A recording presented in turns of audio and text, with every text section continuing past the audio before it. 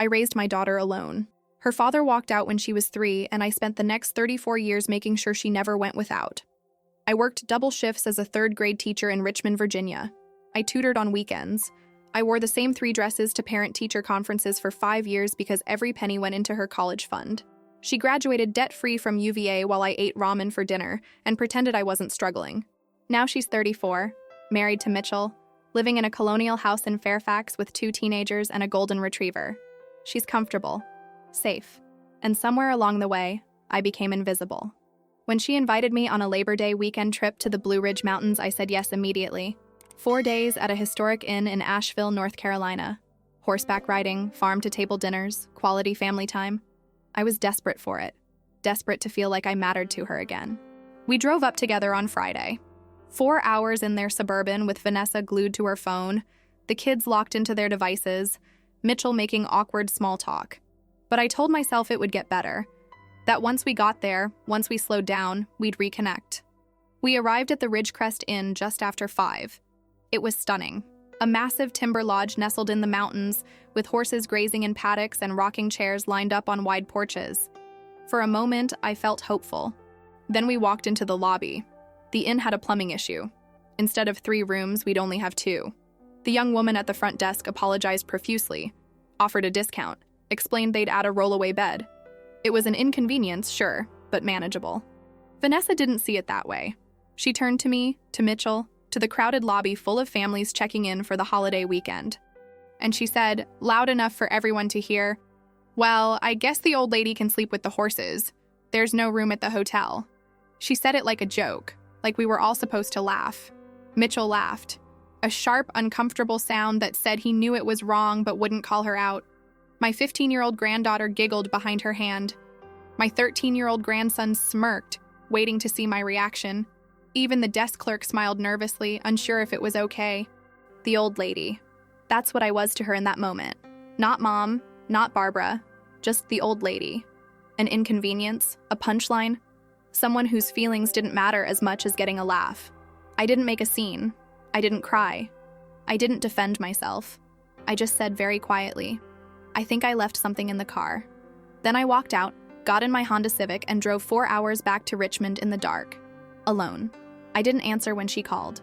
Didn't respond to the texts piling up on my phone. I just drove, hands shaking on the steering wheel, tears blurring my vision until I had to pull over on the side of the highway and sob like I hadn't sobbed in decades. Because it wasn't just the joke. It was 34 years of being taken for granted, of always saying yes, of funding her life while mine got smaller and smaller, of being treated like an ATM with feelings she occasionally had to acknowledge. When I got home that night, I sat at my kitchen table and opened my laptop. I pulled up the credit card account I'd set up 3 years ago when Mitchell's company did restructuring, and their finances got tight.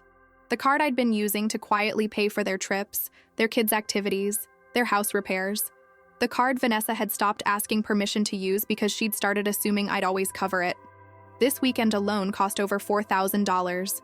The inn reservation, the restaurant, the spa treatments, the horseback riding, all of it on my card, all of it assumed rather than asked for.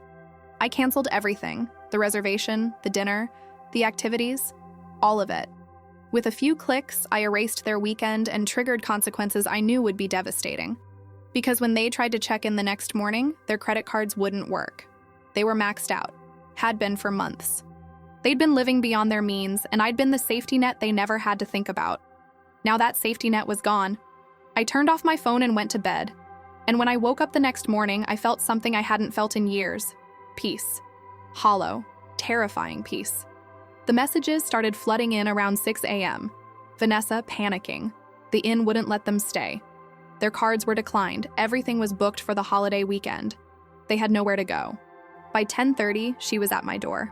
Furious, humiliated, demanding to know why I'd sabotaged their weekend. And I told her the truth. You called me an old lady and suggested I sleep with the horses, so I stopped paying for your life. What happened next?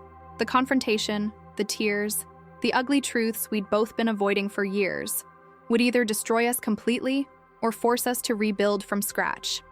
I don't know yet which it will be, but I know this. I'm done being invisible. Done being the woman who always bends, who always sacrifices, who always says yes. That woman is gone. And I'm not sure yet who I'll become in her place, but she'll be someone who demands respect, someone who sets boundaries, someone who understands that love without self-respect isn't love at all. Even if it costs me everything, even if it costs me her. I woke up at 5:30 that Friday morning, the way I always do. No alarm, my body just knows. 62 years of teaching third grade will train you like Pavlov's dog. Up before dawn, coffee on, lesson plans reviewed before the sun clears the rooftops of Church Hill. Except I've been retired for 2 years now, and my body hasn't figured that out yet. The house was quiet. Too quiet, the way it gets when you live alone. I could hear the refrigerator humming in the kitchen, the distant rumble of a garbage truck 3 blocks over, the creak of the floorboards under my feet as I padded to the bathroom. My house, a narrow brick row house on 25th Street in Richmond, has good bones but old joints, like me. I stood in front of the bathroom mirror and studied my reflection in the harsh fluorescent light. Gray hair cut sensibly short, lines around my eyes that no cream from CVS was going to erase, my mother's nose, my father's jawline. I looked like a woman who'd worked hard all her life and had the face to prove it. I splashed cold water on my cheeks and told myself this weekend would be good. Quality time with Vanessa and the kids, fresh mountain air, a break from the routine of reruns and crossword puzzles and the endless silence. I wanted to believe it. By 6:15, I had my small rolling suitcase packed and waiting by the front door. 2 pairs of jeans, 3 sweaters, my walking shoes, toiletries, and a paperback mystery I'd been meaning to finish. I'd looked up the weather in Asheville. Mid-70s during the day, cool at night, perfect for September in the mountains. I made toast and scrambled eggs, ate standing at the kitchen counter the way I did when Vanessa was young and mornings were a race against the clock. Back then, it was getting her to school on time, making sure she had lunch money, signing permission slips, braiding her hair while she complained it was too tight. Now I ate alone and there was no rush, but I stood anyway. Old habits. Vanessa said they'd pick me up at 8. I sat on the porch steps and waited, my suitcase beside me, watching the neighborhood wake up. Mrs. Chen watering her roses next door, the Martinez boys shooting hoops in their driveway, a jogger with a pit bull mix trotting past. Church Hill has changed since I moved here 36 years ago. Used to be working-class families, mostly white, mostly struggling.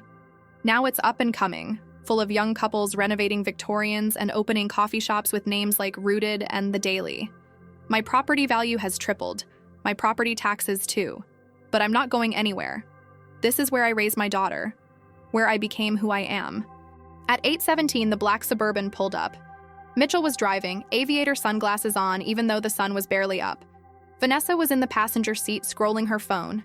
I could see the kids in the back. Chloe, 15, with her mother's dark hair and her father's sense of entitlement, and Dylan, 13, lanky and quiet, always observing. I stood, grabbed my suitcase, and waved.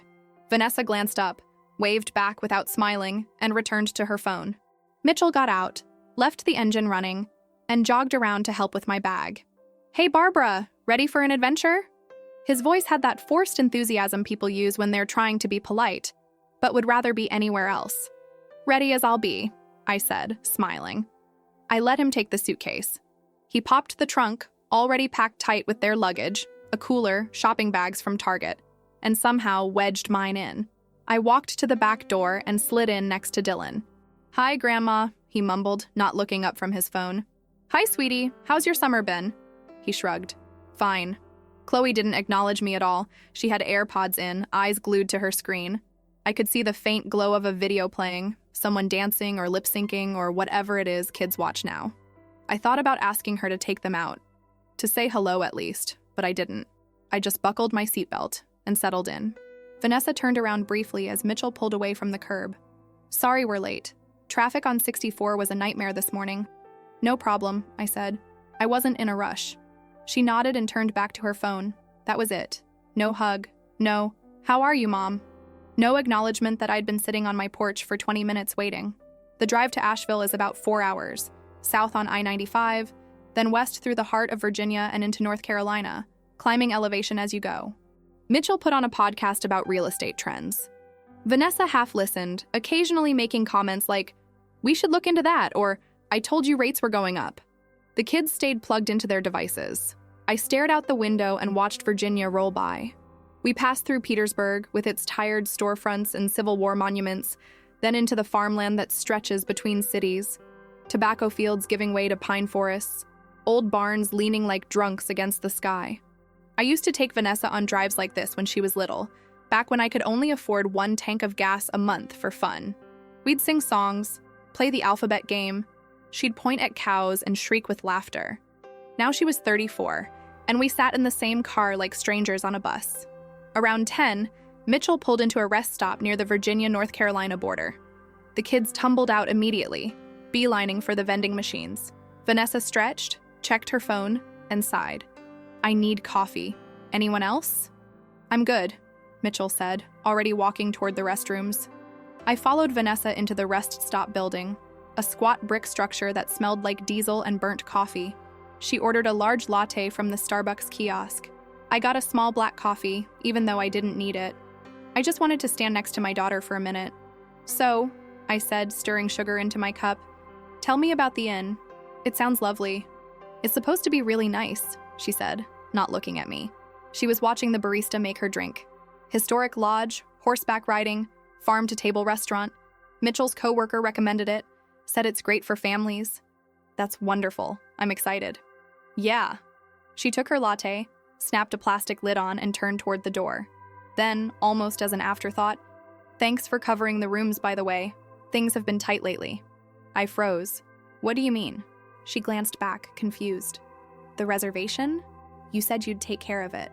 I didn't remember saying that, but I also didn't remember not saying it. Over the past few years, Vanessa had gotten into the habit of assuming I'd pay for things. Dinners, birthday gifts for the kids, repairs on her house when the furnace broke last winter. It started small, a loan here, a gift there. Then it just became the expectation, and I never said no, because what kind of mother says no to her own daughter? Right, I said quietly. Of course. You're the best, Mom.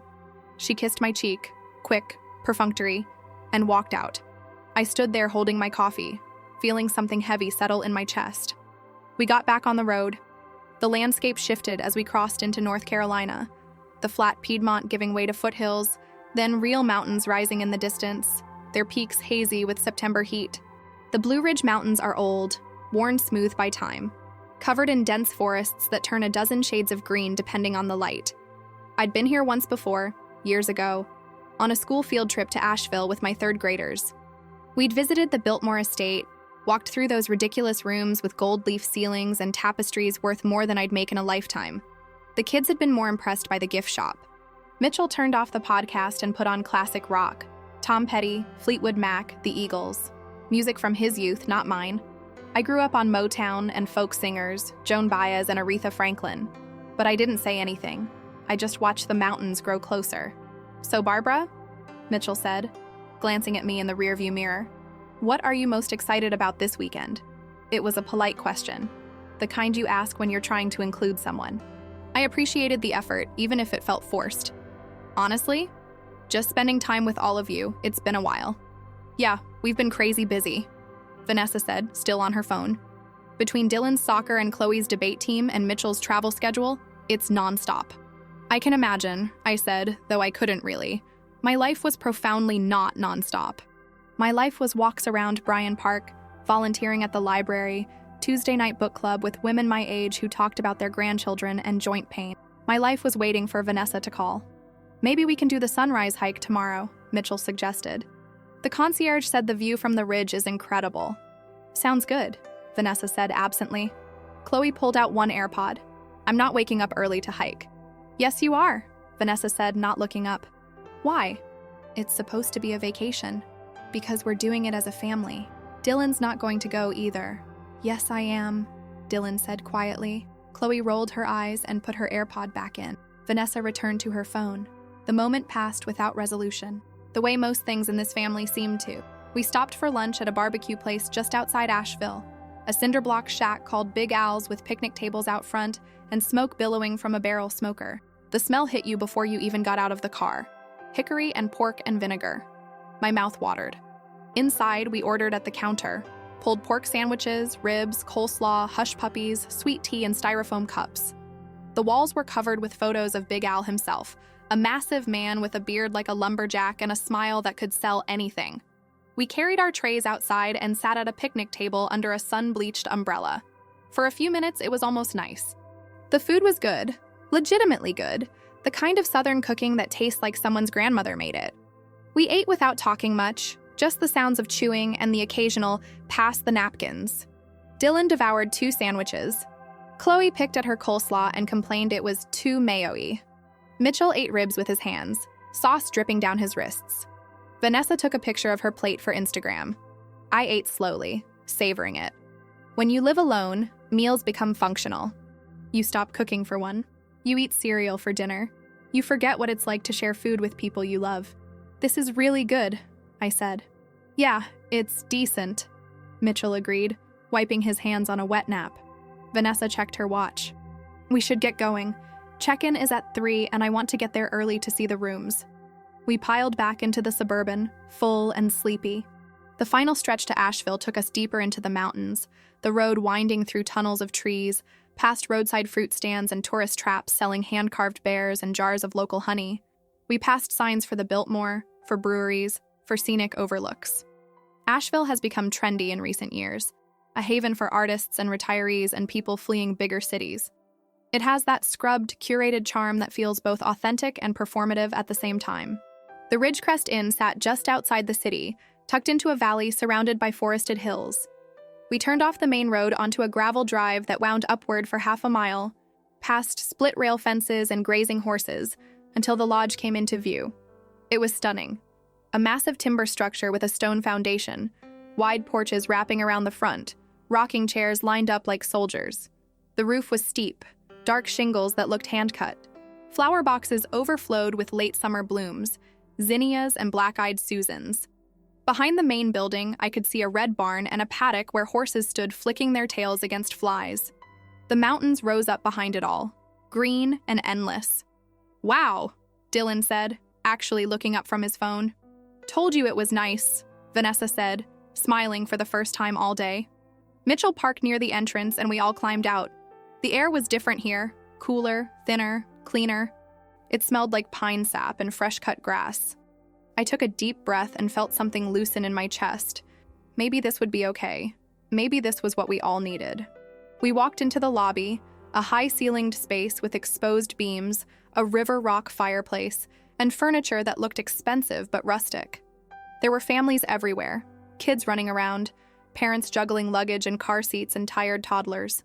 A golden retriever lay by the fireplace, thumping its tail lazily. Vanessa headed straight to the check-in desk. The rest of us hovered near the luggage, waiting. I watched her talk to the young woman behind the counter, Emma, according to her name tag. They talked for a minute, then Emma's expression shifted. She looked apologetic, almost pained. She said something I couldn't hear over the noise of the lobby. Vanessa's face tightened. Mitchell noticed. What's going on? Vanessa turned back to us, her jaw set. There's a problem with the rooms. Emma stepped out from behind the desk, wringing her hands. She looked maybe 25, blonde hair pulled into a ponytail, the kind of nervous energy that comes from dealing with disappointed guests. I'm so sorry. We had a plumbing issue in one of the suites this morning, totally unexpected. We've had to consolidate reservations. You'll still have 2 rooms, both king beds, but instead of 3 rooms, We specifically booked 3 rooms, Vanessa interrupted, her voice sharp. We have 5 people. I understand, and I apologize. We've added a rollaway bed to one of the rooms at no charge, and we're offering a 20% discount on your stay. A rollaway? Are you kidding me? Vanessa looked at Mitchell, then at me, then back at Emma. Her eyes were furious. The lobby noise seemed to dip, other guests glancing over. And that's when she said it, loud enough for everyone to hear. Loud enough for the family with 3 kids near the fireplace to stop and stare. Loud enough for the older couple checking in at the next counter to turn around. Well, I guess the old lady can sleep with the horses. There's no room at the hotel. She said it like a joke, like we were all supposed to laugh. Her mouth curved into a smile, brittle, performative. She looked at Mitchell, waiting for him to validate her humor. And he did. He let out a sharp, awkward laugh. Jesus, Vanessa. Chloe giggled behind her hand. Dylan smirked, glancing at me to see my reaction. Emma smiled nervously, unsure if it was okay to laugh. A man near the door chuckled. The moment stretched.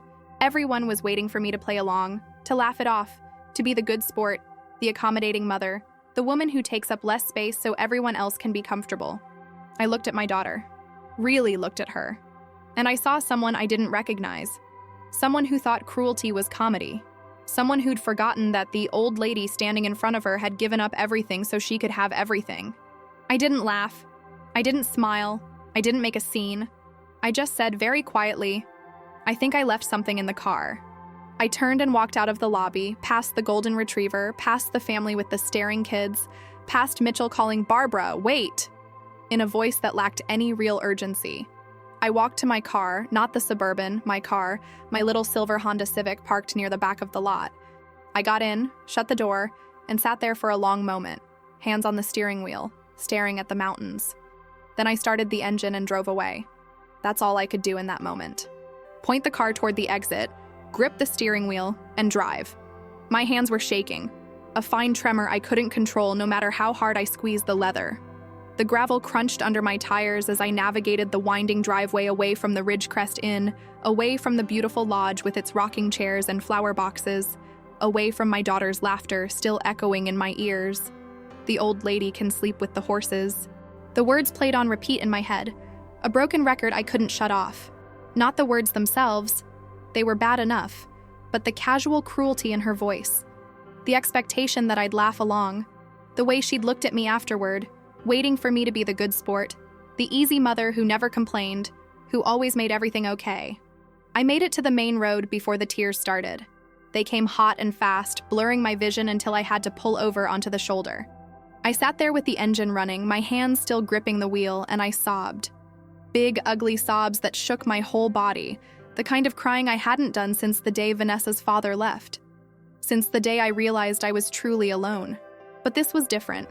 When Robert left, I'd been devastated but not surprised. Our marriage had been crumbling for years. We were too young, too poor, too incompatible. When he walked out that Tuesday morning, part of me had been relieved. At least I knew where I stood. At least I could stop pretending. This was worse, because I'd spent 34 years building something with Vanessa, sacrificing for her, loving her with every fiber of my being, and somehow, somewhere along the way, I'd become invisible to her. A convenience. A resource to be tapped when needed and forgotten when not. The old lady. I wasn't even Barbara to her in that moment. Not mom, just the old lady. A punchline. An inconvenience to be solved. A truck rumbled past, kicking up dust that coated my windshield. I turned on the wipers, watched them smear the dirt into muddy streaks. I needed to get moving. Couldn't sit here on the side of the road crying like a teenager who'd been stood up for prom. I was 62 years old. I'd survived worse than this. Except I wasn't sure I had. I pulled back onto the road and pointed the Honda north. 4 hours back to Richmond. 4 hours alone with my thoughts and my grief, and the growing certainty that something fundamental had broken between my daughter and me. My phone started ringing around mile marker 43. I could hear it buzzing in my purse on the passenger seat, could see the screen lighting up through the leather. I didn't reach for it. I knew who it was. Vanessa, calling to smooth things over, to convince me I was overreacting, to make me feel guilty for ruining her weekend. The phone rang 6 times, then stopped.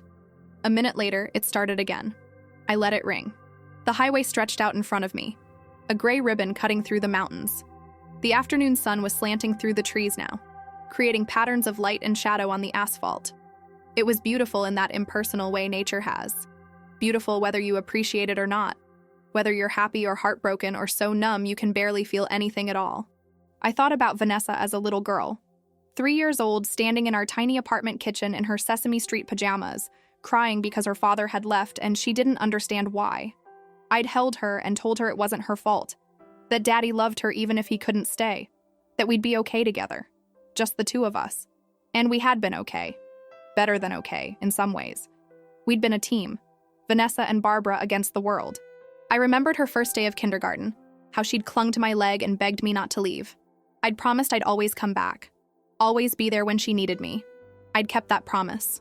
For 34 years, I'd kept it.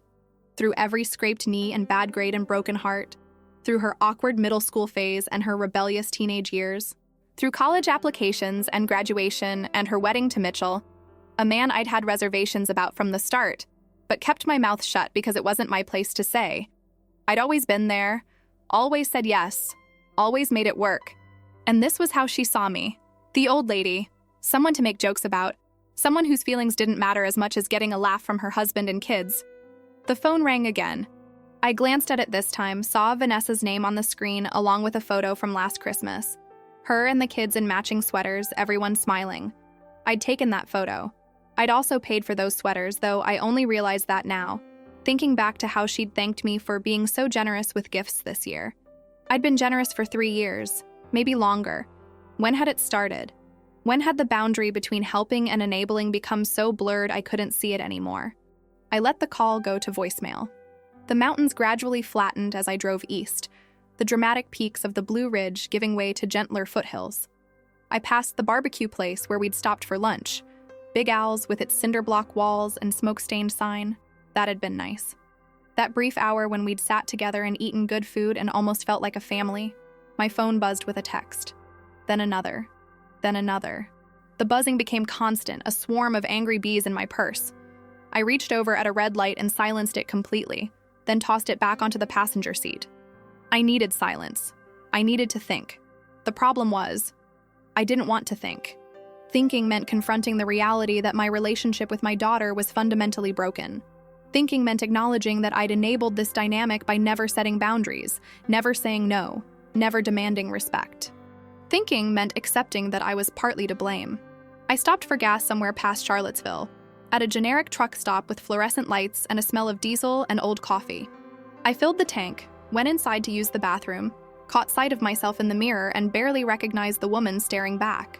Red-rimmed eyes, blotchy skin, hair disheveled from running my hands through it during the drive. I looked old. Actually old. Not just mature or aging gracefully, but genuinely elderly. When had that happened? When had I stopped being Barbara, vibrant, capable, sharp, and become the old lady? I splashed cold water on my face, dried it with rough paper towels that scraped my skin. A young woman came in, maybe Chloe's age, took one look at me and quickly averted her eyes. I wondered what she saw. A crazy old woman crying in a truck stop bathroom. Someone to avoid. Someone irrelevant. I bought a bottle of water and a package of peanut butter crackers I didn't want and got back in my car. The sun was setting now, the sky turning shades of orange and pink that should have been beautiful, but just felt like a timer counting down. Darkness was coming. I'd be driving the last 2 hours in the dark, alone on highways I barely knew, but I'd driven in the dark before. I'd done a lot of things alone before. I merged back onto I-64 and kept going. My mind wandered to the credit card, the one I'd set up for Vanessa 3 years ago when Mitchell's company had gone through restructuring. That's what they'd called it, restructuring. Not layoffs, not budget cuts. Restructuring, as if rearranging the furniture would somehow fix the fact that they were cutting salaries by 20% across the board. Vanessa had called me crying. They couldn't make the mortgage payment. They couldn't afford the kids' school tuition. They were going to lose everything they'd worked for. So I'd helped. Of course I had.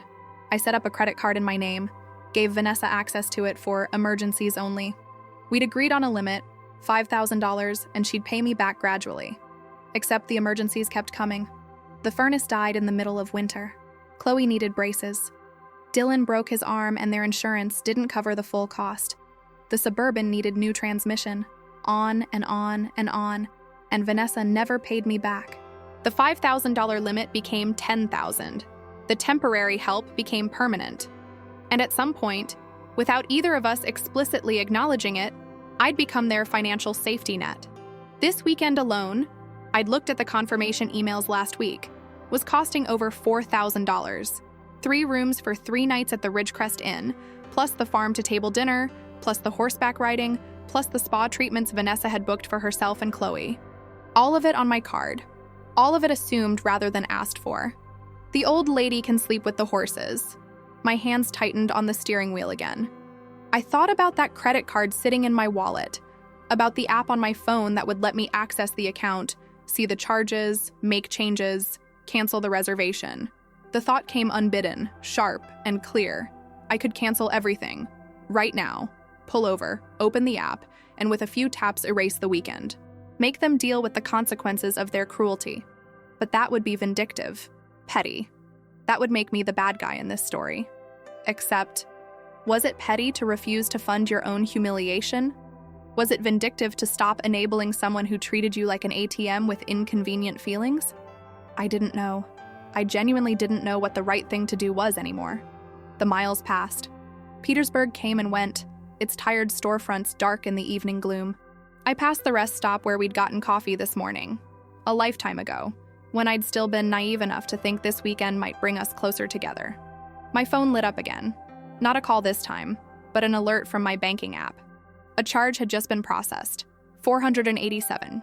$50 at the Ridgecrest Inn gift shop. I stared at the notification, feeling something cold and hard crystallize in my chest. Vanessa was shopping. She'd made her joke, hurt her mother, watched me drive away, and then gone shopping in the inn's gift shop. On my credit card. That decided it. I pulled off at the next exit. A 2-lane road leading nowhere in particular, just farmland and darkness. I put the car in park, left the engine running, and pulled out my phone. The screen was filled with notifications. Missed calls from Vanessa, from Mitchell, from a number I didn't recognize that was probably the inn. Text messages piling up, preview text showing snippets of increasing desperation. Mom, where are you? Please come back, we need to talk. You're being ridiculous. Mom, this isn't funny. We're worried about you. Were they? Were they really worried? Or were they worried about what my absence meant for their comfortable weekend? I opened the banking app with shaking hands, found the credit card account, pulled up the Ridgecrest Inn reservation. There was an option to contact the hotel directly from the app, a helpful feature for disputed charges. I clicked it. It connected me to the inn's front desk. A man answered this time, his voice professionally cheerful. Ridgecrest Inn, this is Marcus speaking. How can I help you this evening? I need to cancel a reservation. Last name Prescott. There was a pause, the sound of typing. Okay, I'm showing a reservation for party of 5, checking in today for 3 nights. May I ask who I'm speaking with? Barbara Prescott. The reservation is on my credit card. I see, and you'd like to cancel the entire reservation? I hesitated. This was it. The point of no return. If I did this, there would be consequences. Real ones. Vanessa would be humiliated, the kids would be upset, Mitchell would be furious. They'd be stranded at a fully booked inn over Labor Day weekend with nowhere to go and no way to pay for an alternative. The old lady can sleep with the horses. Yes, I said, my voice steady now. Cancel everything. I understand. I do need to inform you that cancellations within 48 hours of check-in are subject to a 50% penalty. You'll be refunded half of the total charge. That's fine. Okay. And I'm also showing dinner reservations at our restaurant, a spa package, and a horseback riding excursion. Would you like to cancel those as well? Everything. Cancel all of it. More typing. A longer pause. Then, Ms. Prescott, I should mention that the family is currently checked into their rooms. If I cancel this reservation, they'll need to check out immediately. Are you aware of that? I'm aware. Okay. His voice had lost some of its cheerfulness, replaced by a careful neutrality that suggested he'd seen his share of family drama. I'll process this right away. You should see the refund on your card within 5 to 7 business days. Is there anything else I can help you with? No. Thank you. I hung up before he could respond. Sat there in my idling car on the side of a dark country road, staring at my phone screen, waiting for the confirmation email. It came through 30 seconds later. Reservation canceled. Refund pending. All services terminated. I should have felt guilty. Should have felt like a monster. Instead, I felt lighter. Like I'd been carrying something heavy for so long, I'd forgotten what it felt like to stand up straight. I put the car in drive and pulled back onto the road. Richmond was less than an hour away now. Home. My quiet, empty house where no one made jokes at my expense or treated me like an inconvenience. My phone started ringing again. Vanessa. I let it ring until it went to voicemail. Then I turned the phone off completely. I didn't want to hear her voice. Didn't want to give her the chance to talk me into undoing what I'd just done, because I knew she would try. Vanessa was good at that. At making you feel like you were the problem, like you were overreacting, like you should just let it go and move on. She'd learned that from her father, the king of gaslighting, the man who'd convinced me for years that my unhappiness was my own fault rather than a reasonable response to his neglect. I wouldn't let her do that to me. Not this time. The highway lights of Richmond appeared on the horizon, aglow against the dark sky. Almost home. Almost safe. I navigated the familiar streets on autopilot. Off the highway, through the increasingly gentrified neighborhoods, onto my street with its narrow row houses and ancient oak trees. My house looked exactly as I'd left it 12 hours ago. Porch light on, Mrs. Chen's roses visible over the fence. Everything normal, everything unchanged, as if the world hadn't just tilted on its axis. I pulled into the driveway, turned off the engine, and sat in the sudden silence. My house key was in my hand, but I couldn't seem to make myself move. If I went inside, this became real. The decision I'd made, the bridge I'd burned, the relationship I might have just destroyed beyond repair. But staying in the car wouldn't change any of that. I got out, retrieved my still-packed suitcase from the trunk, and walked up the front steps. The key slid into the lock with a familiar click. The door swung open on well-oiled hinges. And then I was inside my house, alone, in the silence I'd both craved and feared. I dropped my suitcase in the hallway, kicked off my shoes, walked through to the kitchen where the breakfast dishes still sat in the sink, dried egg yolk crusted on the plate. This morning's coffee mug with its ring of brown residue. Evidence of a different Barbara, one who'd been looking forward to a weekend with her family. That Barbara was gone now. I poured myself a glass of water and drank it standing at the sink, looking out at Mrs. Chen's rose bushes in the darkness. The house felt different somehow. Emptier than usual, but also more mine. Like I'd reclaimed space I hadn't known I'd given away. My purse was on the kitchen table, phone still inside it, turned off. I should turn it back on. Should face the messages, the calls, the inevitable confrontation. But not yet. I needed a minute, an hour, a night, to just be here, in my house, with my decision. I thought about the 23 years I'd taught third grade at Roosevelt Elementary, about the hundreds of children who'd passed through my classroom, each one different, each one teaching me something new about patience and creativity, and the complicated business of shaping young minds. I'd been good at it. Really good. My evaluations had always been excellent. Parents requested me specifically. Other teachers came to me for advice. I'd won Teacher of the Year twice, once in 2003 and again in 2011. But when I talked about those achievements to Vanessa, she'd nod distractedly and change the subject. When I retired 2 years ago after 40 years in education, she'd said, "That's great, Mom," and then immediately launched into a story about Chloe's debate tournament. I taught hundreds of children to read, to think critically, to treat each other with kindness.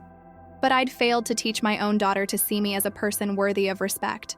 That thought hurt more than anything she'd said in the lobby. I went upstairs, took a shower so hot it turned my skin pink, and put on my oldest, softest pajamas. The flannel ones with the faded pattern that Vanessa had tried to throw away last year because they were practically rags. I'd rescued them from the donation bag when she wasn't looking. In bed, I stared at the ceiling and replayed the day frame by frame. The drive up, full of awkward silence and forced politeness. The lunch at Big Al's, almost pleasant. The arrival at the inn, that moment of hope before everything crumbled. The lobby, the joke, the laughter, the choice to leave. Had I overreacted? Was this all my fault for being too sensitive? No. I refused to do that to myself. Refused to minimize what had happened or make excuses for Vanessa's cruelty. Even if it had been just a joke. Even if she hadn't meant to hurt me, she had hurt me. And when given the choice between acknowledging that hurt or dismissing it, she'd chosen dismissal. That said everything I needed to know. I fell asleep surprisingly fast, exhausted by the emotional weight of the day. I slept hard and dreamless, and when I woke at 5:30 the next morning, because my body is nothing if not consistent, I felt something I hadn't expected. Peace. Not happiness. Not satisfaction. Just a strange, hollow peace, like the quiet after a storm. I made coffee. Fed Mrs. Henderson, my cat, who glared at me for being a half-hour late with breakfast. Sat at the kitchen table with my mug and my phone, still turned off, and tried to decide what came next. Eventually, I turned it on. The screen took a moment to boot up, and then the notifications came flooding in. 37 missed calls, 53 text messages, 7 voicemails, emails from the inn, messages from numbers I didn't recognize.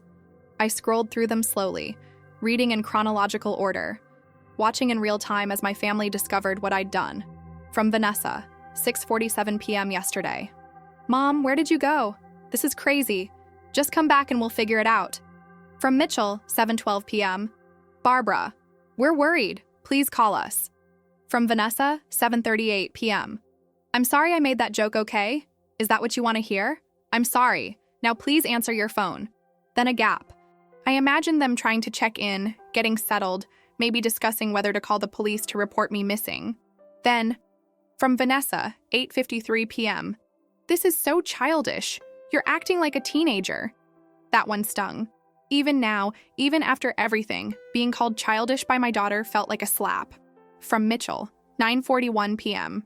We just want to make sure you're safe. Can you at least text that you're home?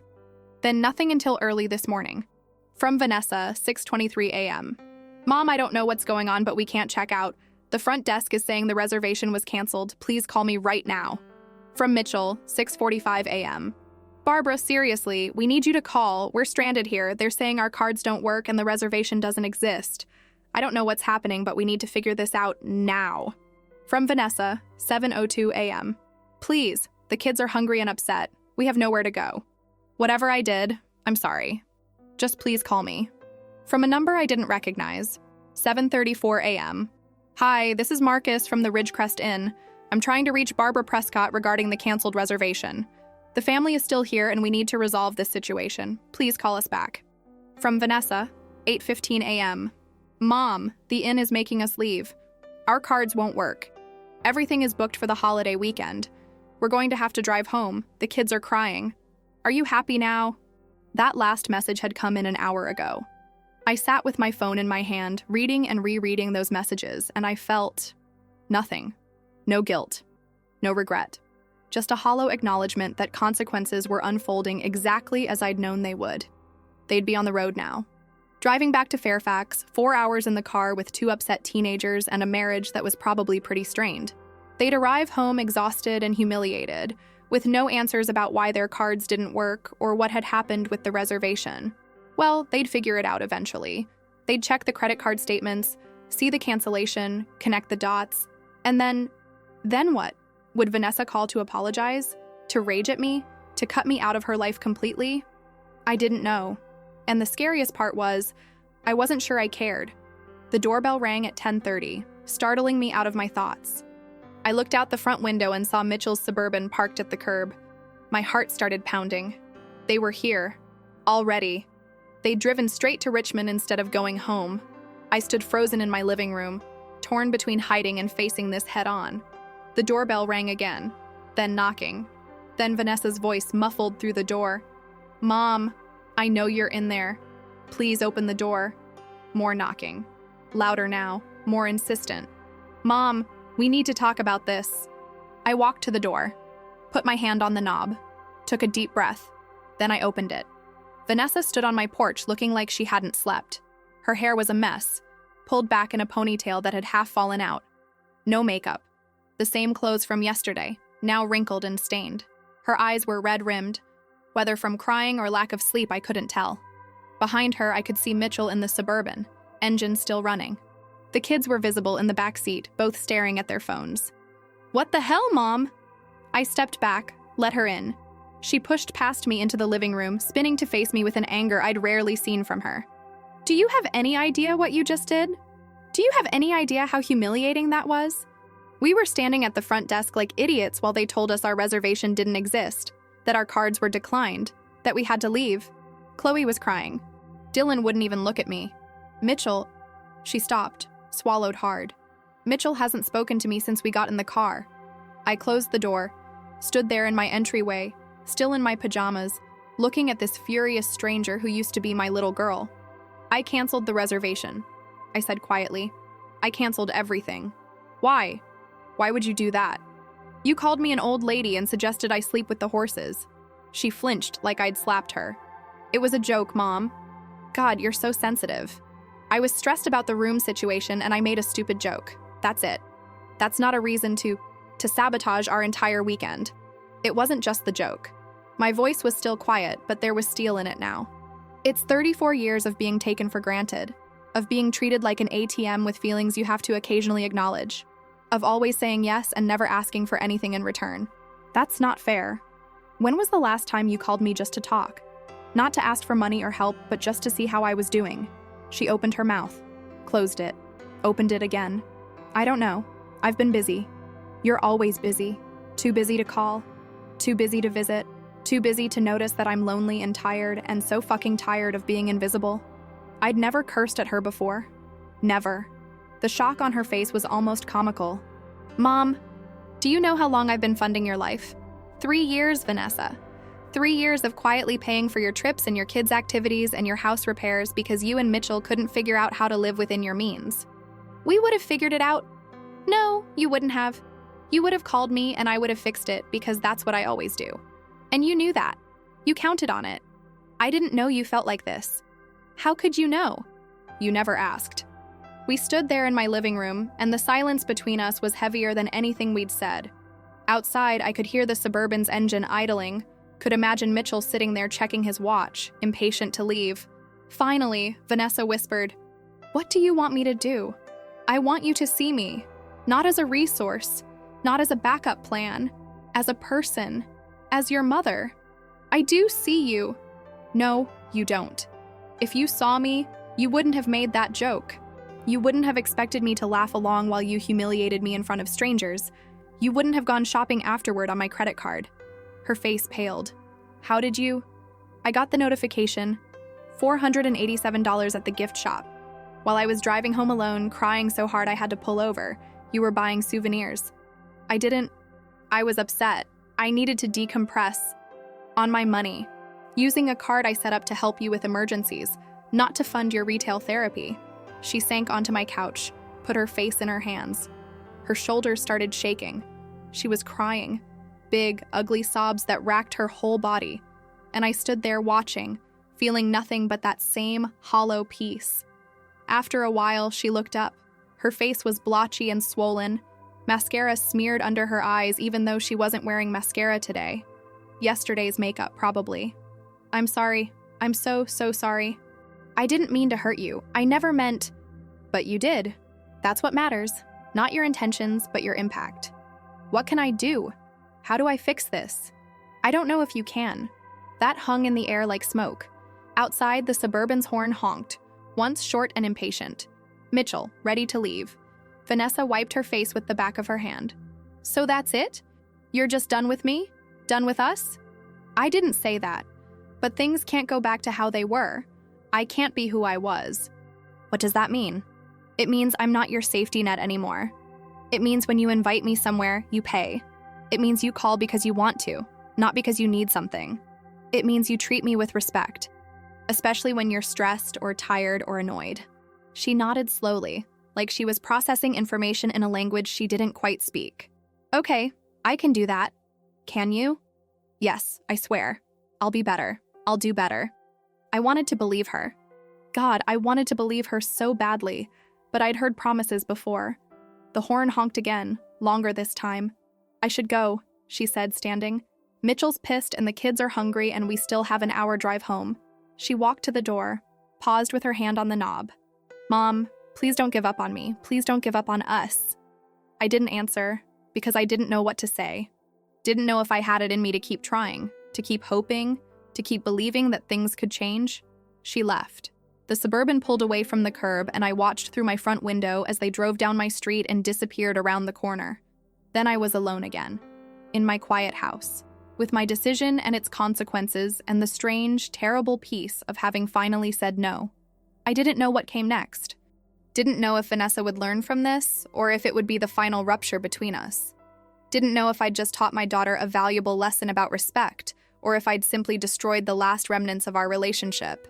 But I knew one thing with absolute certainty. I couldn't go back to who I'd been.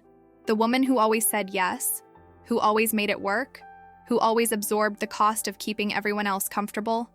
That woman was gone, and I wasn't sure yet who I'd become in her place. The silence after Vanessa left was different from the silence I'd lived with for the past 2 years. That silence had been empty, waiting to be filled. This silence felt heavy, loaded with meaning and consequence. I stood at my front window, watching the space where the Suburban had been, half expecting it to reappear, half hoping it wouldn't. It didn't. I made more coffee even though I'd already had 3 cups. Sat at the kitchen table and stared at my phone, which was still full of unread messages. I scrolled through them without really reading, my brain unable to process more emotional input. There were messages from numbers I didn't recognize. The inn, probably, or maybe other family members who'd somehow heard about the drama. I deleted them without opening them. Mrs. Henderson jumped onto the table, something I usually didn't allow, and headbutted my hand until I petted her. She purred loudly, oblivious to human drama, concerned only with the immediate present: food, affection, a sunny spot to nap. I envied her that simplicity. The day stretched out in front of me, empty and formless. It was Saturday of Labor Day weekend. I should have been in Asheville right now. Should have been having breakfast at that farm-to-table restaurant, or maybe getting ready for the horseback ride through the mountains. Instead, I was in my kitchen in Richmond, still in my pajamas at 11 in the morning, petting a cat and wondering if I'd just made the biggest mistake of my life. No, not a mistake. A choice. There's a difference. I spent the afternoon doing mundane things: laundry, dishes, vacuuming the living room even though it didn't really need it, physical tasks that required no emotional energy, that produced visible results, clean clothes, sparkling dishes, straight vacuum lines on the carpet, small proofs that I could still accomplish something. Around 3, my phone rang. Not Vanessa this time, a number I didn't recognize with a 828 area code. North Carolina. I answered before I could talk myself out of it. Ms. Prescott, this is Emma from the Ridgecrest Inn. I'm calling about yesterday's situation. Her voice was careful, professional, with an undercurrent of genuine concern that surprised me. Yes? I wanted to let you know that your family checked out this morning without incident, and I wanted to apologize for the room situation.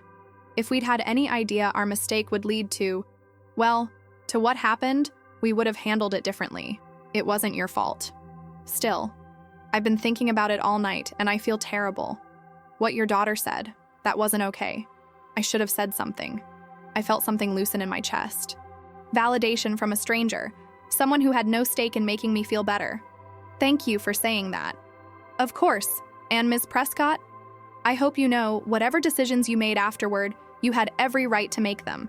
Don't let anyone tell you otherwise. We talked for a few more minutes. She confirmed the cancellation details, the refund timeline. Before we hung up, she said something that stayed with me. My grandmother always said that setting a boundary is an act of love, both for yourself and for the other person. After the call, I sat with those words. An act of love. I'd never thought of it that way. I'd always seen boundaries as selfish, as walls that kept people out. But maybe they were also lines that defined where you ended and someone else began. Maybe they were necessary for any relationship to be healthy. The rest of the weekend passed in a strange limbo. I didn't hear from Vanessa again on Saturday. On Sunday, I got a single text. I'm sorry. I need some time to process everything. Please give me space. I responded, okay. That hurt more than I expected. I'd asked for space, but having it given back to me felt like rejection, which was ridiculous. I'd literally driven away from them, canceled their reservation, refused to answer their calls. Of course Vanessa needed time. Of course she was angry and hurt and confused. But knowing that didn't make the silence any easier. I went to church on Sunday morning, something I'd been doing sporadically since retirement.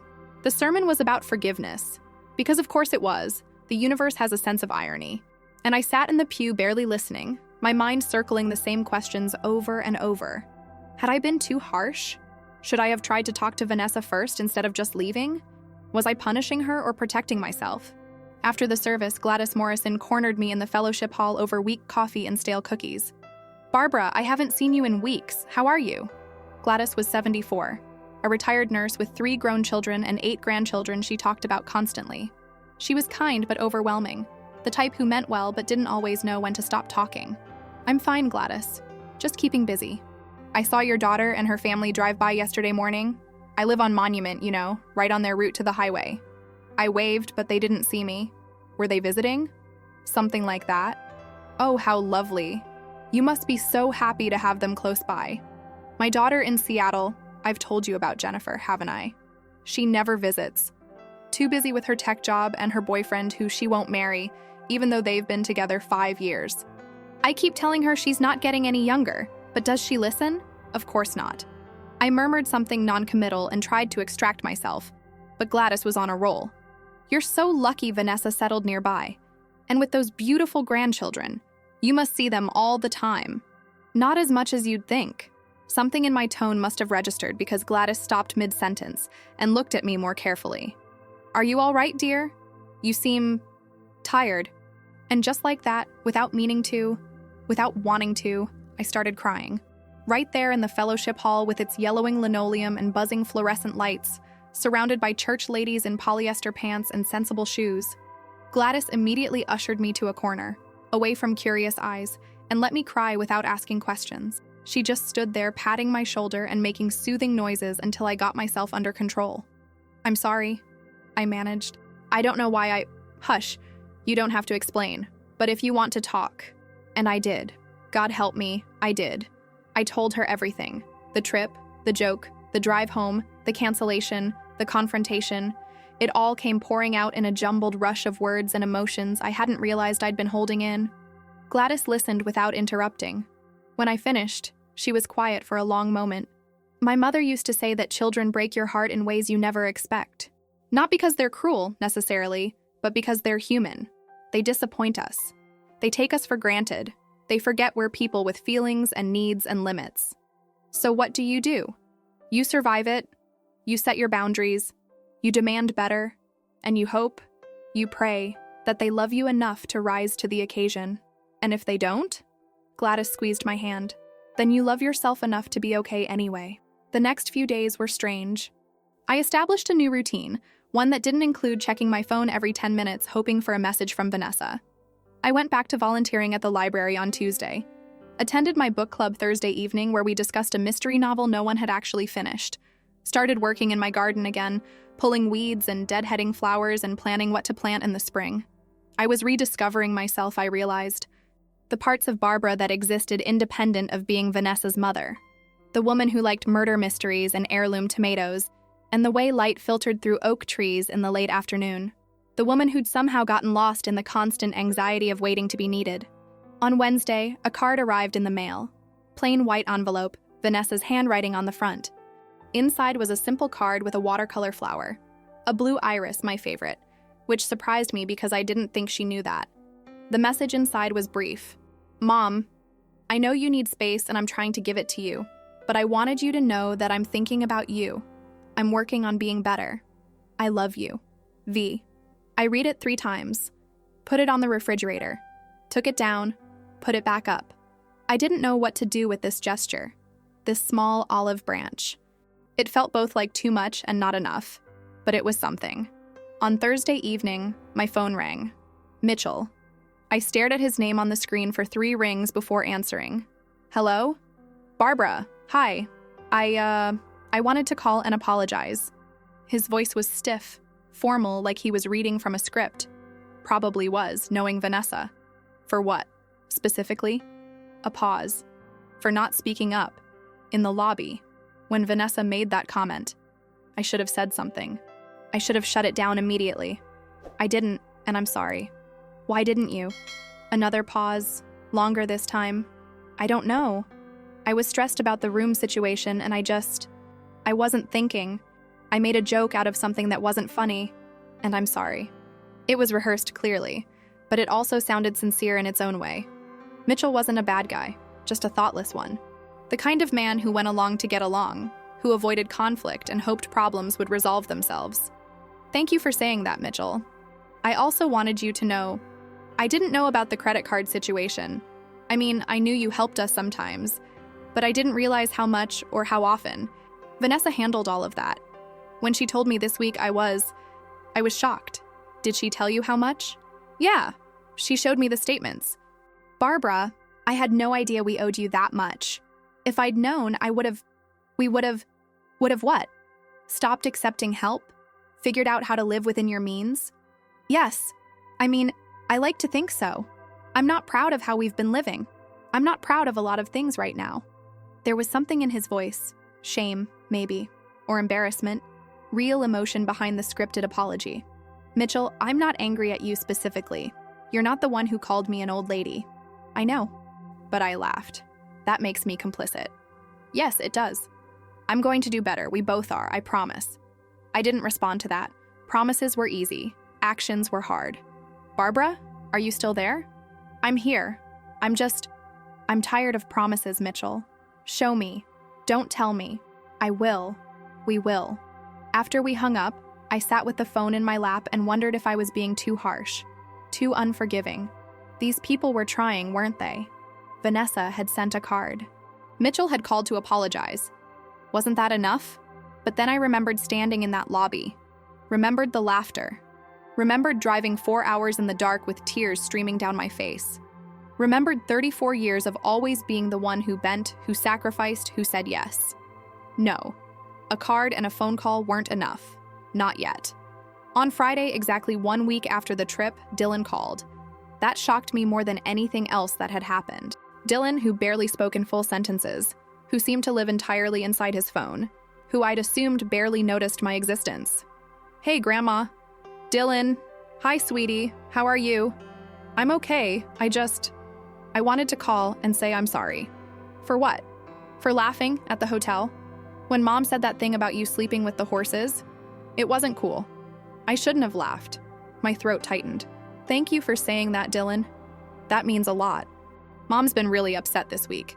She won't talk about what happened, but I heard her crying in her room a couple times. And Dad's been all weird and quiet. Chloe keeps asking what's going on, but they won't tell us. I'm sorry you're caught in the middle of this. It's not your fault. I mean, I don't know exactly what happened, but I know Mom said something mean and you left. And then our cards didn't work and we had to come home. And now everyone's acting weird. Smart kid. Smarter than I'd given him credit for. Dylan, can I ask you something? Sure. Do you understand why I left? A long pause. I think so. Mom embarrassed you in front of everyone. And we all laughed. That was messed up. Yes, it was. Are you still mad at us? I'm not mad. I'm hurt. There's a difference. What's the difference? I thought about how to explain this to a 13-year-old. Mad is hot. It burns bright and then it's gone. Hurt is cold. It sinks deep and stays there. Mad makes you want to yell. Hurt makes you want to disappear. Oh? Another pause. I don't want you to disappear, Grandma. Something in my chest cracked open. I'm not disappearing, sweetie. I'm just figuring some things out. Are you going to come to my soccer game next week? We have a tournament and I'm starting midfielder. Do you want me to come? Yeah, I do. And maybe after, we could get ice cream or something? Just us? Just us. When was the last time I'd spent time alone with either of my grandchildren? I couldn't remember. I'd like that very much. Cool. Okay. He cleared his throat, suddenly awkward. Love you, Grandma. I love you too, Dylan. So much. After he hung up, I sat in my kitchen and cried again. But these were different tears. Not the raw, painful sobs from last week, but something softer. Hope, maybe. Or at least the possibility of it. Saturday morning, my doorbell rang at 9:30. I looked out the window and saw Chloe standing on my porch, alone, looking uncertain. I opened the door. Hi, Grandma. Can I come in? Of course. She followed me into the kitchen, fidgeting with her phone case, not quite making eye contact. I offered tea, coffee, juice. She shook her head to everything. Mom doesn't know I'm here. She thinks I'm at Emma's house. Okay. I needed to say something. And I couldn't do it with her around because she'd try to, manage it or whatever. What did you need to say? She took a deep breath. I'm sorry. For laughing. For not saying anything. For being a shitty granddaughter. You're not. Yeah, I am. You come to all my debate tournaments, even the ones that are 2 hours away. You bring snacks and you always tell me I did great even when I lose. You remember details about my life that my own parents forget, and I take that for granted. We all do. She was crying now, tears streaming down her face, mascara starting to smudge. And the thing is, I didn't even think about it.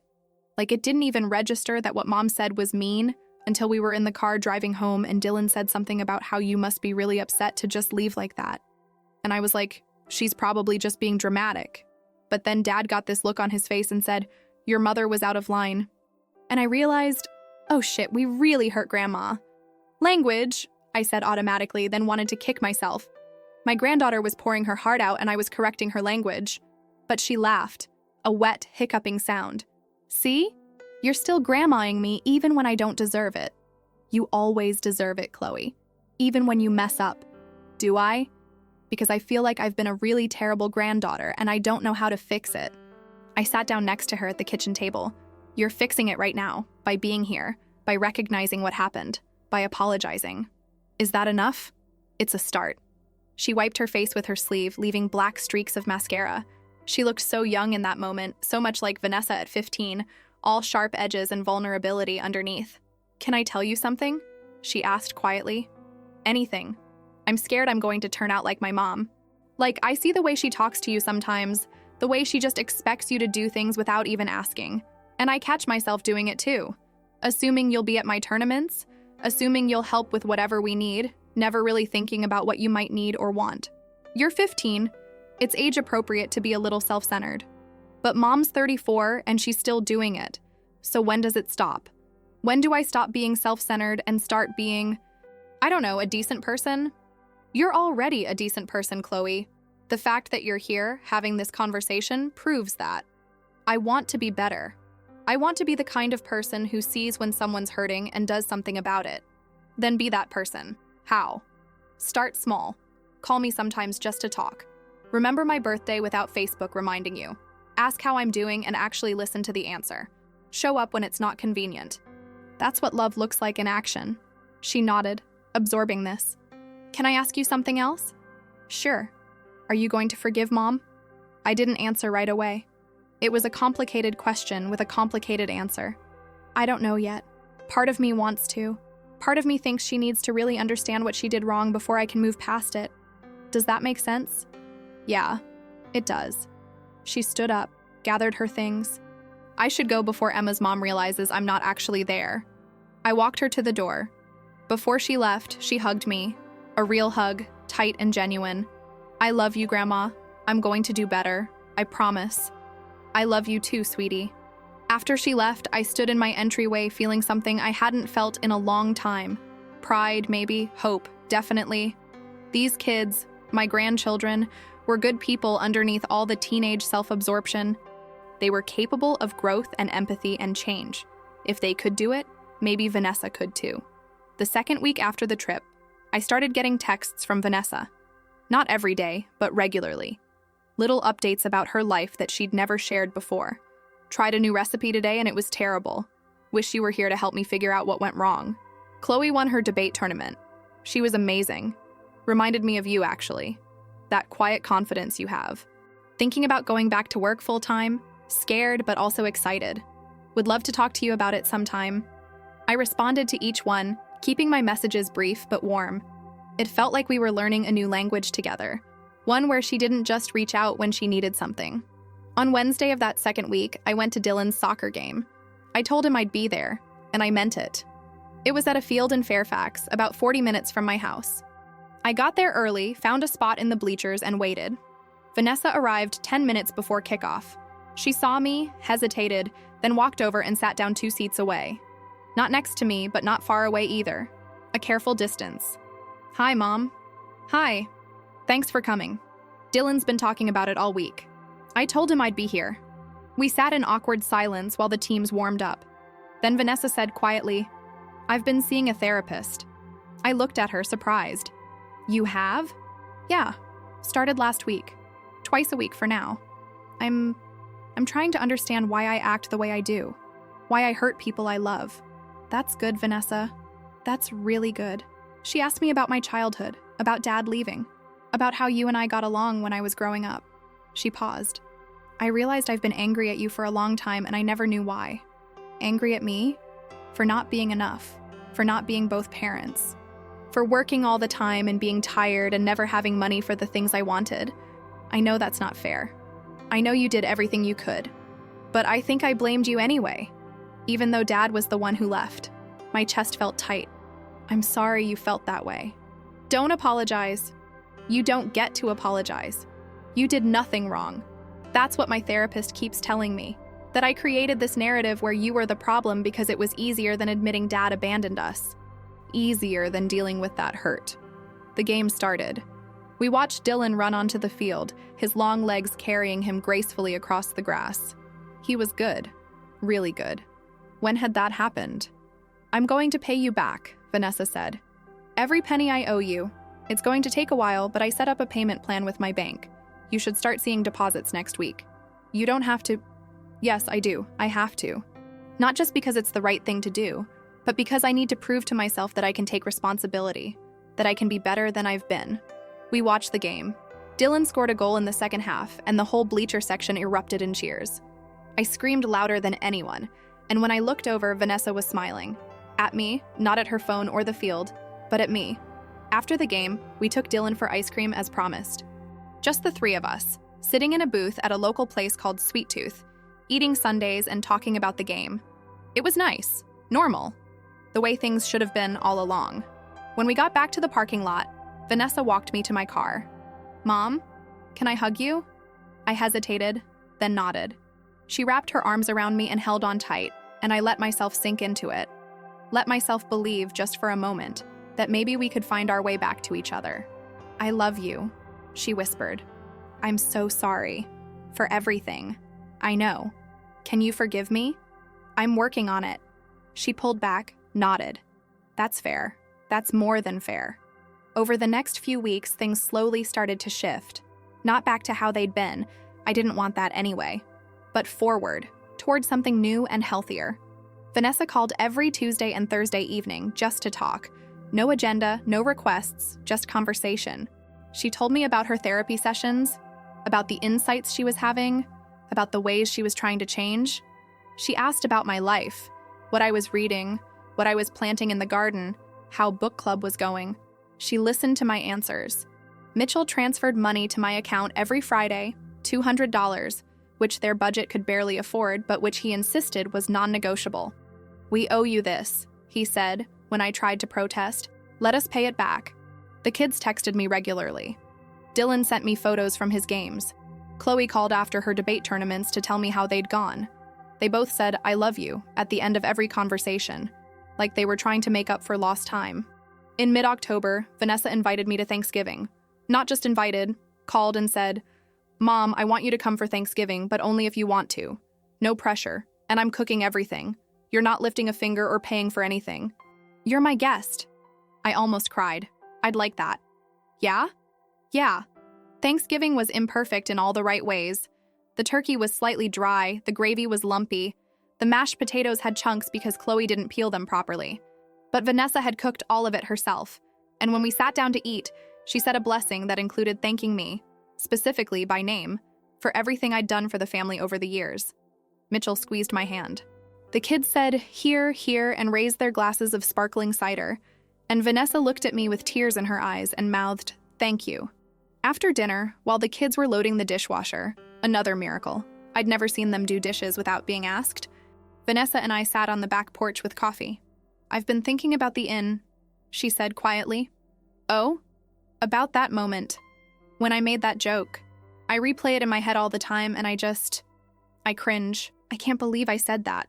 Can't believe I thought it was funny. Why did you? Think it was funny? She was quiet for a long time.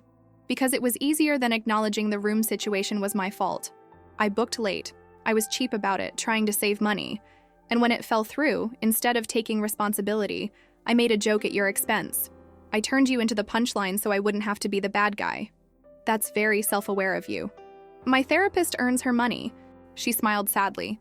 The thing is, I've been doing that my whole life. Deflecting responsibility by making jokes or blaming other people or just not thinking about how my actions affect others. And it worked, mostly, because you always cleaned up my messes. Not anymore. No, not anymore. She looked at me, and I'm glad. I know that sounds weird, but I am, because I was turning into someone I didn't like, someone entitled and thoughtless and mean. You forcing me to face consequences was the best thing you could have done for me. It didn't feel like the best thing. It felt cruel. I know, but it wasn't. It was necessary. She took a sip of her coffee. There's something else I want to say. Okay. I'm sorry it took me so long to see you. Really see you. Not as my mom who fixes things, but as Barbara. A person with feelings and needs and limits. You spent my whole life seeing me, and I couldn't be bothered to return the favor. That's unforgivable. It's not unforgivable. You're learning. You're changing. Am I, though? Some days I feel like I'm just performing growth to make you forgive me. Are you? She thought about it. No, I don't think so. I think I'm genuinely trying, but I'm also terrified I'll slip back into old patterns. That one day you'll realize I haven't really changed and you'll cut me out of your life for good. Vanessa, I'm not going to cut you out of my life. How do you know? I hurt you so badly. Worse than almost anyone ever has. Why would you keep me in your life? Because you're my daughter. Because I love you. Because I believe people can change if they want to badly enough. And I think you want to. She started crying. Real tears, not the performative kind she used to cry when she wanted something. I do.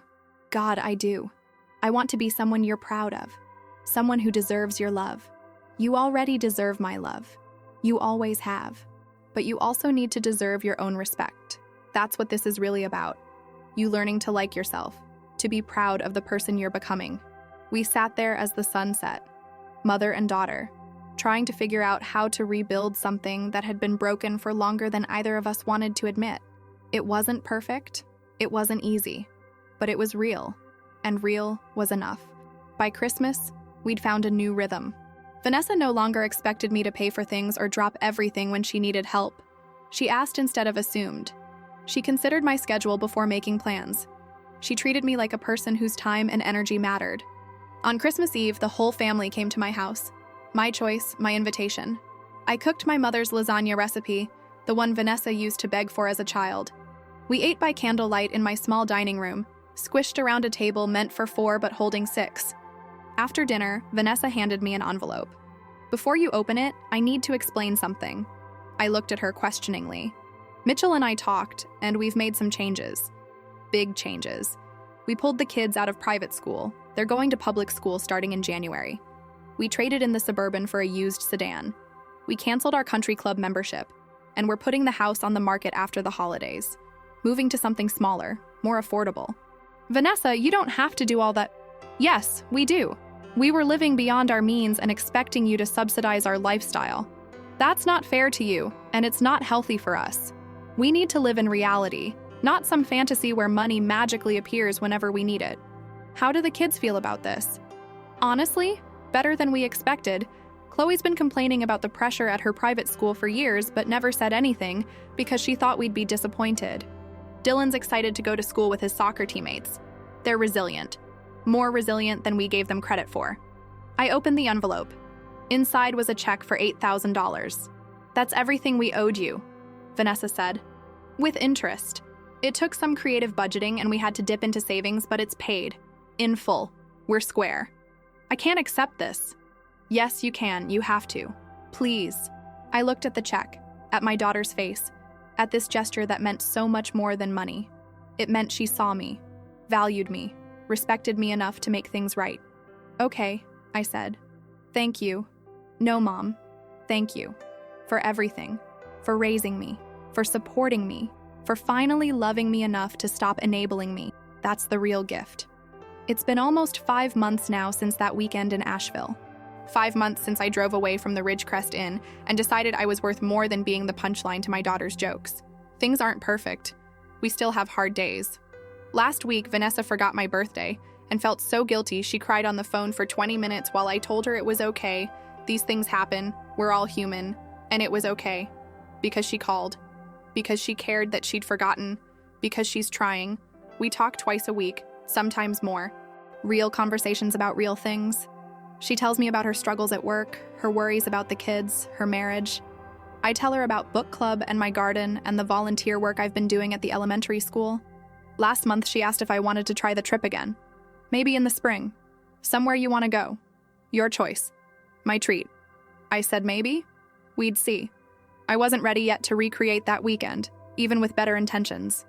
But yesterday, she sent me a text. What if we did Charleston? I've always wanted to go, and I think you'd love it. Just you and me. A mother-daughter trip. What do you think? Just you and me. The words that used to define us, back when we were Vanessa and Barbara against the world. I sat with that text for a long time, thought about all the ways this could go wrong, all the old patterns we might fall into, all the disappointments that still felt fresh even after months of healing. But I also thought about Christmas Eve in my dining room, about Dylan's soccer games and Chloe's late-night phone calls, and Mitchell's weekly deposits, and Vanessa's therapy appointments, about the work they were all doing to be better, to do better, to show up in ways that mattered. I texted back, "I think I'd like that. Let's plan it." Her response came immediately. "Really? You're not just saying that?" "Really, but I'm paying for my half, and we're getting separate rooms. Deal." God, Mom, I'm so excited. This is going to be amazing, I promise.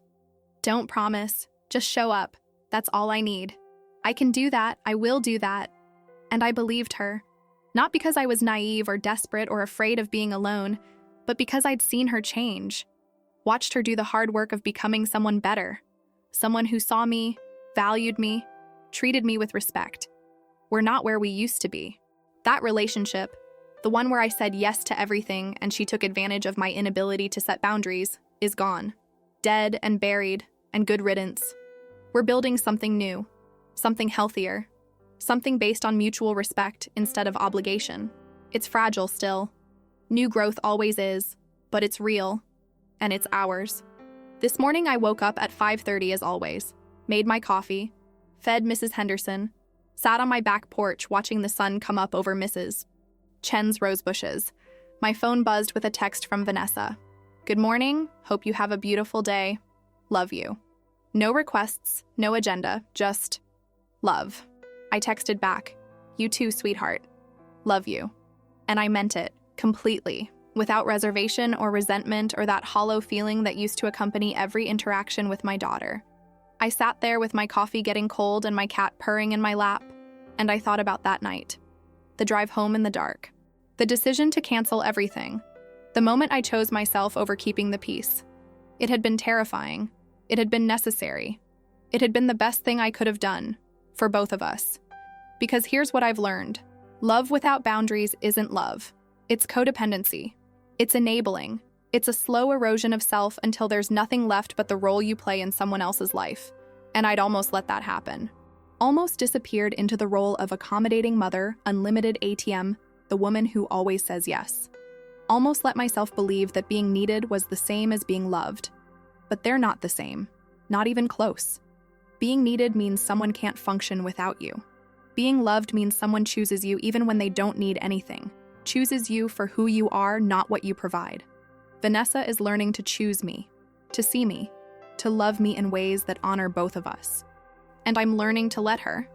To trust that she means it when she says she's changing. To believe that people can grow if they want it badly enough. We're not there yet. We may never be completely there, wherever there is. But we're moving in the right direction, together, and that's all I can ask for. Last week I was at the grocery store when I ran into Emma, the young woman from the Ridgecrest Inn's front desk. She was in Richmond visiting her sister, and when she saw me in the produce section, she actually teared up. "Ms. Prescott, oh my God, I think about you all the time. How are you? How did everything... are you okay?" We stood there between the organic kale and the regular kale, and I told her the short version. That things had been hard, but were getting better. That my daughter was doing the work. That we were rebuilding. "I'm so glad," she said, squeezing my hand. "I was so worried about you. That whole situation, it stuck with me. Made me think about my own family, about the ways we take each other for granted. Did you do anything about it?" She smiled. I called my mom. We'd been in this stupid fight for 6 months over something I can't even remember now. I just called her and said, "I'm sorry, I love you, I want to do better." And we talked for 3 hours. That's wonderful, Emma. You inspired me. What you did, standing up for yourself, setting that boundary, it was brave. I hope you know that. After we parted ways, I stood in the produce section for a long time, holding a head of lettuce I didn't need, thinking about ripple effects, about how one decision, one moment of choosing yourself can change everything, not just for you, but for everyone watching. Maybe that's the real gift of what happened. Not just the healing in my own family, but the reminder that we teach people how to treat us. That boundaries aren't walls, they're bridges. That saying no to what diminishes you makes room for what honors you. Dylan's team made it to the state championship. I drove to the game, 2 hours each way, and sat in the bleachers with Vanessa and Mitchell and Chloe, and we cheered until our voices were hoarse. They lost in overtime, but Dylan played beautifully. And afterward, when he ran over to us, he hugged me first. "Thanks for coming, Grandma. It meant a lot. I wouldn't have missed it." Later, at the celebratory dinner, Even losses deserve celebration, Vanessa insisted, because they tried their best. Chloe announced she'd gotten into the National Honor Society. She'd been terrified to tell anyone because she didn't want to seem like she was bragging, but now she was beaming. "That's incredible, Chloe," I said. "I'm so proud of you." "Thanks, Grandma. And actually, I was wondering if you'd come to the induction ceremony. It's next month and I get to have 2 guests besides my parents. And I was thinking you and maybe Emma, but really I want you to be there most. Most. Not as an afterthought, not as an obligation, but as someone she actively wanted present for her big moment. I'd be honored." She grinned, that brilliant smile that reminded me so much of Vanessa as a child. "Awesome! Fair warning though, I have to give a speech and I'm totally going to cry. I'll bring tissues. For me or for you? Both." We laughed, all of us, around that table at the chain restaurant with its sticky menus and mediocre pasta. And it felt good. It felt right. It felt like family. Yesterday was Mother's Day. I woke up to flowers on my doorstep. A massive bouquet of blue irises, my favorite. The card said, "Thank you for never giving up on me, even when I gave you every reason to. Love always, Vanessa." Inside the arrangement was a smaller envelope. I opened it to find a printout of a reservation confirmation. Charleston. The inn Vanessa had booked looked beautiful. A historic bed and breakfast in the French Quarter. 2 rooms, as I'd insisted, for a long weekend in June. But what caught my attention was the payment method. Vanessa's credit card. Not mine. Hers. She called an hour later. "Did you get the flowers?" "I did. They're beautiful." "And the reservation?" "I saw it. Vanessa, you didn't have to." "Yes, I did. I wanted to. This trip is my treat. My way of saying thank you, and I'm sorry, and I love you all at once. What if I said I wanted to pay for myself?" A pause. Then I'd say, "Okay, if that's what you need. But I hope you'll let me do this. Not because I'm trying to buy your forgiveness, but because I want to give you something. To show you that you're worth celebrating." I felt tears prick my eyes. "Okay. Thank you." "No, Mom. Thank you. For everything. For fighting for us. For not letting me get away with treating you badly. For loving me enough to demand better. That's the best gift you could have ever given me." After we hung up, I sat with the flowers and the reservation printout and the overwhelming feeling that we'd turned a corner. That maybe, finally, we were going to be okay. So here I am. 62 years old, sitting on my back porch on a Tuesday morning in late spring, drinking coffee that's gone cold while I watch the world wake up around me. Mrs. Chen is out with her roses. The Martinez boys are shooting hoops before school. A jogger runs past with a different dog. Looks like a border collie this time. My phone is on the table next to me, but I haven't checked it compulsively in months.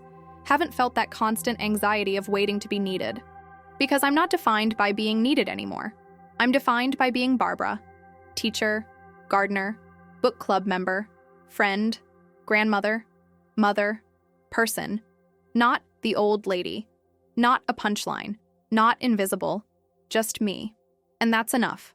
More than enough. In 6 weeks, Vanessa and I will drive to Charleston together. We'll stay in separate rooms at that historic inn. We'll eat at restaurants with white tablecloths and complicated menus.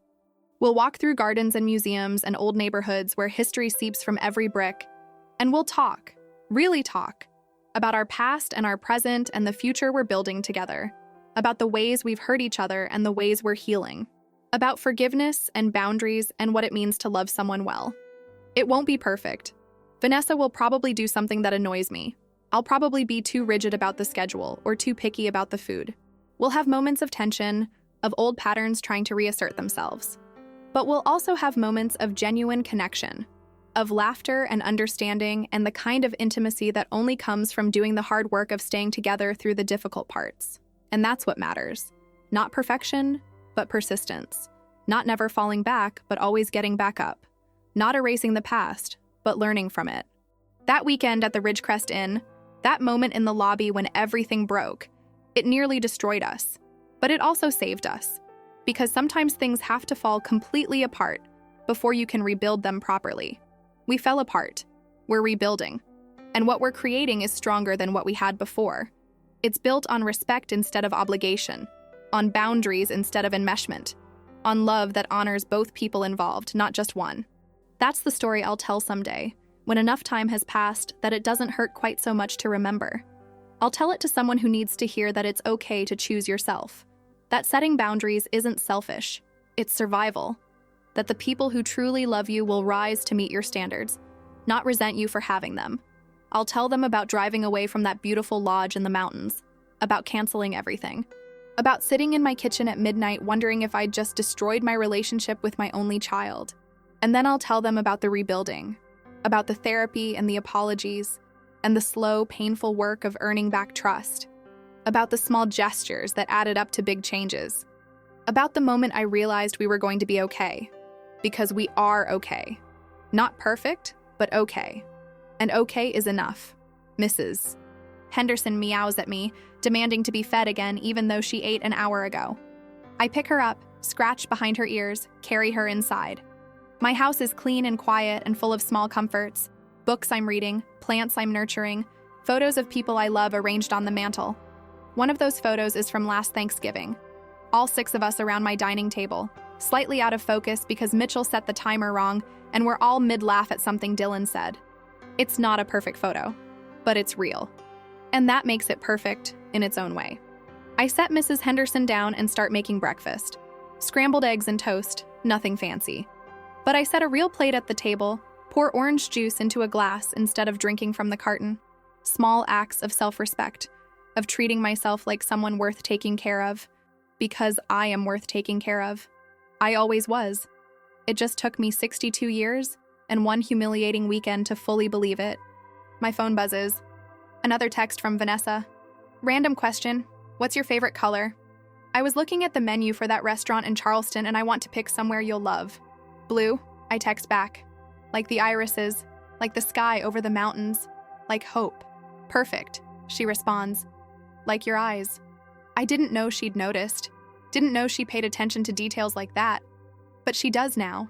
She's learning to see me, really see me, and I'm learning to let myself be seen. That's the real happy ending.